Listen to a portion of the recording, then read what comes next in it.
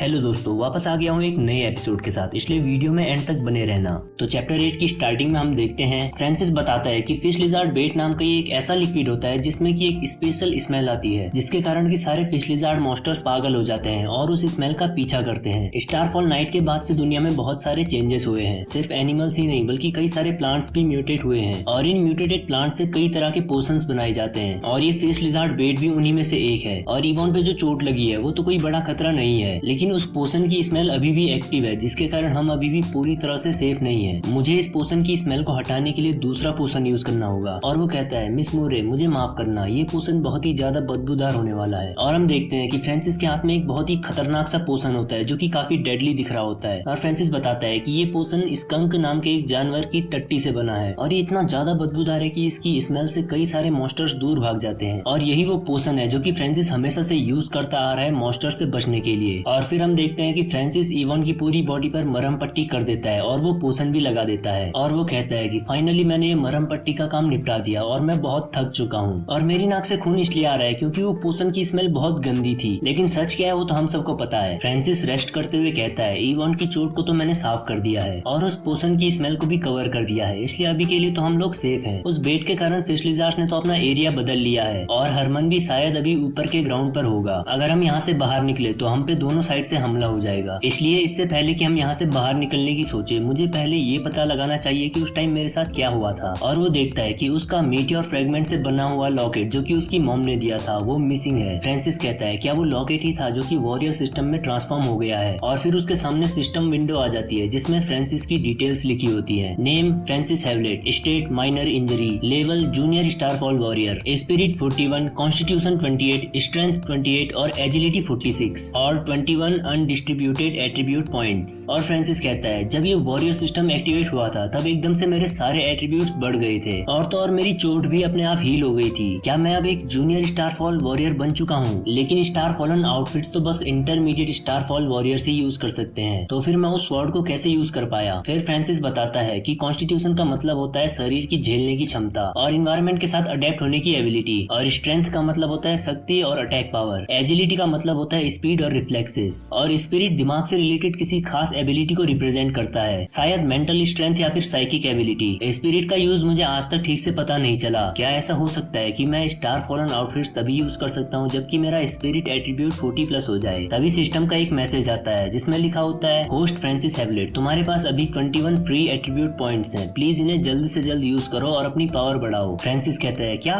Free attribute points, ये क्या चीज है? और वो सिस्टम से कहता है प्लीज मुझे बताओ कि ये वॉरियर सिस्टम को कैसे यूज करना है। तो सिस्टम सामने से कोई रिप्लाई नहीं करता और फ्रांसिस उसके रिप्लाई का वेट करता रहता है। और फिर वो गुस्से में कहता है, ये क्या बात हुई? ये सिस्टम तो बहुत ही ज्यादा इरिस्पॉन्सिबल है, कम से कम मुझे कोई क्लू तो दो कि मैं इन एट्रीब्यूट पॉइंट्स को कैसे एलोकेट करूं। और वो सिस्टम विंडो पर अपनी उंगली से टैप टैप करते हुए मारता है, लेकिन तभी वो देखता है कि उसमें कुछ चेंज हुआ और वो कहता है क्या ये सिस्टम मेरे माइंड से कंट्रोल होगा? और फिर वो अपने मन में कहता है स्ट्रेंथ में 2 पॉइंट्स ऐड करो, और हम सिस्टम में देखते हैं कि उसकी स्ट्रेंथ में 2 पॉइंट्स ऐड हो गए हैं। और फिर वो अपनी स्वॉर्ड को, मतलब कि इवॉन की स्वॉर्ड जो कि अभी फ्रांसिस के पास है, उसे स्विंग करके देखता है और कहता है ये अब मुझे पहले से काफी हल्की लग रही है। क्या स्ट्रेंथ में बस 2 पॉइंट्स ऐड करने से इतना ज्यादा इंप्रूवमेंट हो गया? ये वॉरियर सिस्टम तो अनबिलीवेबल है। और फिर वो 10 पॉइंट्स स्ट्रेंथ में और 9 पॉइंट्स कॉन्स्टिट्यूशन में ऐड कर देता है, जिससे उसकी स्ट्रेंथ 40 और कॉन्स्टिट्यूशन 37 हो जाते हैं। तो फ्रांसिस के 3 एट्रीब्यूट्स 40+ हो गए हैं और बस एक कॉन्स्टिट्यूशन ही बचा है। और जब वो भी 40 हो जाएगा तो फ्रांसिस ब्रेक थ्रू करके इंटरमीडिएट स्टारफॉल वॉरियर बन जाएगा। फिर नेक्स्ट सीन में हम देखते हैं एक फिश लिजार्ड मॉन्स्टर कहीं जा रहा होता है, तभी उसे किसी चीज की स्मेल आती है और हम देखते हैं कि वो एक मरा हुआ चूहा होता है। और वो मॉन्स्टर पागलों की तरह उस चूहे की तरफ भागता है और उस चूहे को पकड़कर खाने लगता है। तभी पीछे से फ्रांसिस कहता है कि तुम मेरे ट्रैप में फंस गए। और फ्रांसिस अपना रस्सी वाला डैगर एक दूसरी डायरेक्शन में फेंकता है जो कि जाकर एक पत्थर पर टकराता है, जिसके कारण वहाँ से जोर की आवाज आती है और वो मॉन्स्टर का ध्यान उस ओर चला जाता है। तभी फ्रांसिस बहुत स्पीड में उस मॉन्स्टर के पीछे आ जाता है और एक अटैक में अपनी स्वॉर्ड को उस मॉन्स्टर के सर के आर पार कर देता है और कहता है ये तो काफी आसान था, ये एक ई लेवल का मॉन्स्टर था। अगर ये कुछ दिन पहले की बात होती तो मैं इस स्टार फॉलन स्वॉर्ड की शार्पनेस के साथ भी फिश लिजार्ड मॉन्स्टर की बॉडी को बहुत मुश्किल से काट पाता, लेकिन अब मैं ये बहुत आसानी से कर सकता हूँ। ये फीलिंग है पावरफुल होने की। तभी सिस्टम का एक मैसेज आता है और उसमें लिखा होता है तुमने एक फिश लिजार्ड को मारा है और तुम्हें 3 एट्रीब्यूट पॉइंट्स मिलते हैं। तो फ्रांसिस बहुत खुश होते हुए कहता है क्या